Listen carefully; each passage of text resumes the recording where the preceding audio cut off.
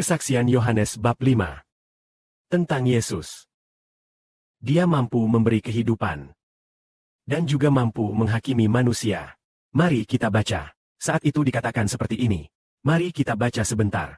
Orang Yahudi ingin menganiaya Yesus karena dia melakukan hal itu pada hari Sabat. Jadi pada hari Sabat, dia menyembuhkan dan orang-orang membenci Kristus. Lalu dia berkata kepada mereka, "Bapakku selalu bekerja. Sampai sekarang, aku juga selalu bekerja." Oleh karena itu orang Yahudi semakin ingin membunuh Yesus. Karena dia tidak hanya melanggar aturan Sabat, tapi juga menyebut Allah sebagai Bapanya sendiri, dan menyamakan dirinya dengan Allah. Kristus berkata, "Bapakku selalu bekerja. Sampai sekarang aku juga selalu bekerja." Ketika Kristus terus bekerja, Bapa dan Tuhan bekerja bersama-sama. Bahkan seorang yang sakit selama 38 tahun bisa sembuh. Itu bukan hanya pekerjaan Bapa, tapi juga pekerjaan Tuhan Anak. Jadi Bapa dan Tuhan terus bekerja. Saat bekerja, meskipun kuasa besar berasal dari Bapa, kuasa itu dihasilkan melalui Kristus. Jadi saat Bapa terus bekerja, Tuhan juga terus bekerja. Karena Tuhan berkata demikian. Orang Yahudi sangat marah dan tidak setuju. Orang Yahudi menganggap Tuhan Yesus sombong, menyamakan diri dengan Allah. Mari kita lihat bagaimana Tuhan menjawab. Yesus berkata kepada mereka, "Aku berkata kepadamu dengan sungguh-sungguh, anak tidak bisa berbuat apapun menurut kehendaknya sendiri. Hanya melakukan apa yang Bapa lakukan. Karena apapun yang dilakukan Bapa, Anak juga melakukannya. Bapa mengasihi Anak, maka ia menunjukkan semua yang ia lakukan kepada Anak, dan bahkan memperlihatkan pekerjaan yang lebih besar lagi, yang akan membuat kalian tercengang.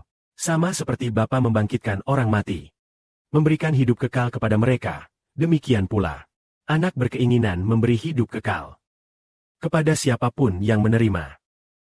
Bapa mengasihi Anak. Bapa memberitahu Anak semua yang akan ia lakukan. Termasuk yang kita katakan kemarin tentang orang yang sakit 38 tahun, yang bisa sembuh hanya dengan satu kata. Maka apapun yang Bapa lakukan, akan diinformasikan ke Anak. Dan Anak diminta untuk melakukannya. Misalnya, jika Bapa ingin menunjukkan kuasa besarnya, menunjukkan kekuatannya, apakah Bapa menyuruh Anak untuk melakukan itu? Pasti.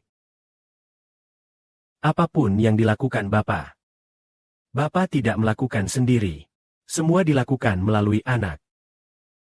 Misalnya, pada zaman dahulu, ketika Kristus belum menjadi manusia, segala sesuatu yang Bapa lakukan, apakah dilakukan melalui Anaknya? Ya, melalui Anaknya.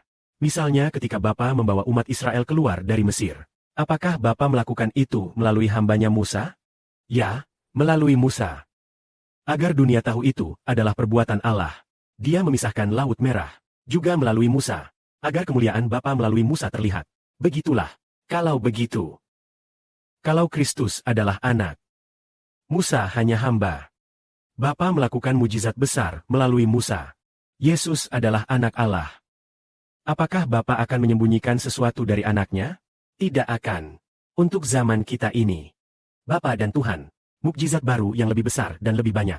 Apa yang terutama dilakukan oleh Bapa? Apakah itu dilakukan melalui Anak Tuhan Bapa? Pasti melalui Anaknya sendiri. Dilakukan. Oleh karena itu, saudara Sibur yakin bahwa mukjizat yang dilakukan oleh Bapa di masa depan akan lebih banyak. Saat itu, saudara Sibur selalu bersama saudara-saudaranya. Saudara-saudari pasti akan digunakan oleh Bapa melalui tangan kita. Berbagai mukjizat besar yang baru, agar semua bangsa dan suku tahu bahwa mukjizat ini berasal dari Tuhan, dan juga berasal menjadikan kita dapat melakukan kuasa mukjizat ini. Orang-orang dunia akan kagum. Ternyata Anak Allah pasti disertai kuasa besar. Semoga kemuliaan kembali kepada Tuhan Bapa. Amin.